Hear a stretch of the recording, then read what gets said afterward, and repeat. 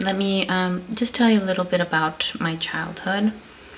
Well, both of my parents are of Mexican descent, and they both of them came from horrific backgrounds. I was very fortunate to know their families and their parents and where they came from. So at this point, I no longer blame them. I no longer have resentment toward them. I understand them, and I actually feel very compassionate toward them.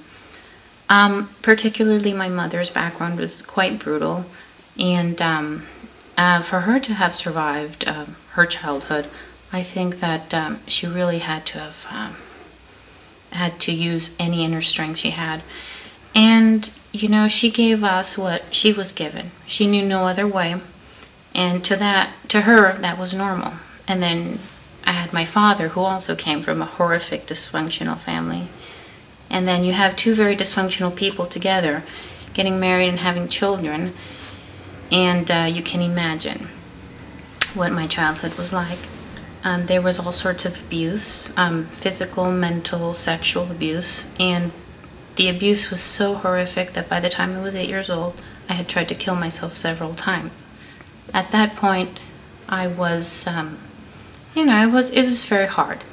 I remember I would go to bed every night and pray to God, please let me die, please let me die. And when I was about 7.5 years old, I got strep throat. And I was not properly given the medical attention I needed. So at age 15, I got an incurable kidney disease, which I survived. Horrific as it sounds, I had water in my brains, water in my lungs, and I spent a 1.5 years in intensive care, but I'm here. All through my childhood, I was told I was no good.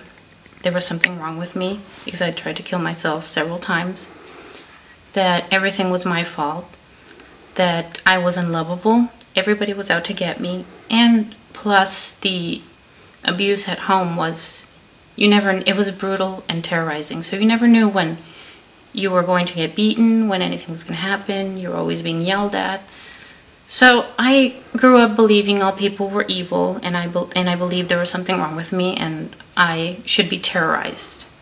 So I took those experiences into my adult life, and my adult life was horrific. At age 28, I was in the bottom. I had nothing, nobody, and I began working with the law of attraction. And little things began to happen. And it was so fascinating for me, so exciting that, I remember I would have people harass me, people slam doors in my face for no good reason, and then people began to be nicer to me, and I remember thinking, wow, and I began to prosper, and, things began to change beautifully. Within 6 months, I was very stable. And when I began to work with the law of attraction, I remember, wow, this stuff really works. I want more. And I remembered 10 years before I'd read Heal Your Life, and I thought, I'll give it a go. And this time I really put a lot of emphasis, and I decided to really do it with all my heart and my soul. And I remember doing my affirmations and writing them down, and if something that I had affirmed for didn't happen quite as I wanted it to, I would affirm harder, and I would affirm harder, and I would journal, and would do all these things. And like I said, within 6 months, I was very stable, and within a year after that is when I met Alexis. I was living in one of the best areas, which I'm still living in, one of the best areas in San Diego. I work for wonderful people. They treat me like family. I get paid really well for what I do.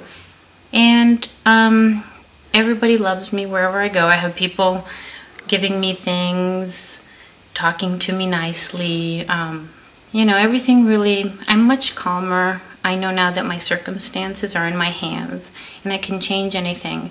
If I am fearful that lightning is going to strike me as soon as I get out of my house, I immediately think, okay, it's only a thought, and a thought can be changed.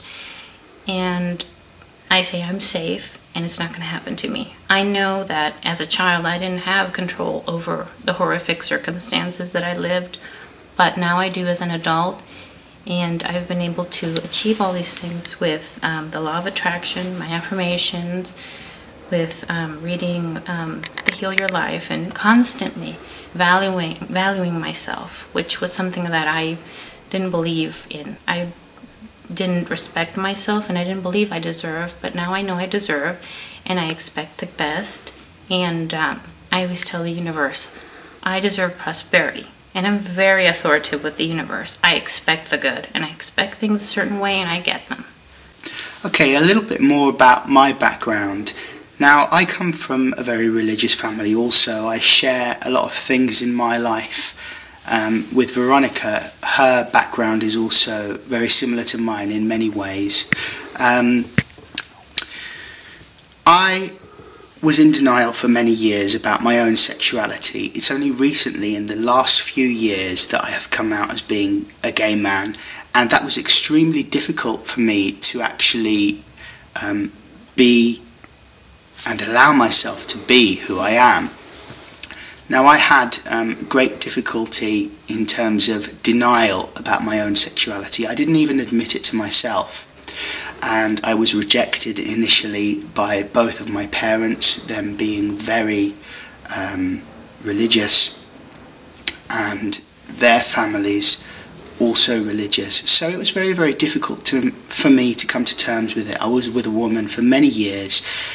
And it's through the affirmation work and through the self-acceptance and Louise's work, actually, that I found peace within myself, and I'm now in a happy, contented relationship, primarily with myself also, and actually coming to terms with loving myself, or beginning to learn to love myself, brought about great changes in my life, changes in prosperity, changes in the way that people viewed me and the way that I viewed myself. And it was very difficult for me to reach that level of honesty in my own life. And now that I'm in alignment with the truth of who I am, things have started to move in a very positive way for me.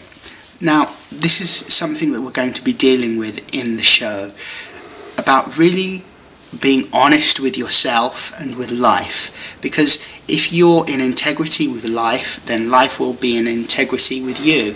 So we're going to be dealing with some very challenging subjects, some of which you may not agree with, but we're going to present them to you, and you make up your own mind about them. Remember, you're the boss, you're the person and the authority in your own life. It doesn't matter what people say to you, your thoughts and your beliefs make your reality. And that's what we're actually going to be looking at in this show.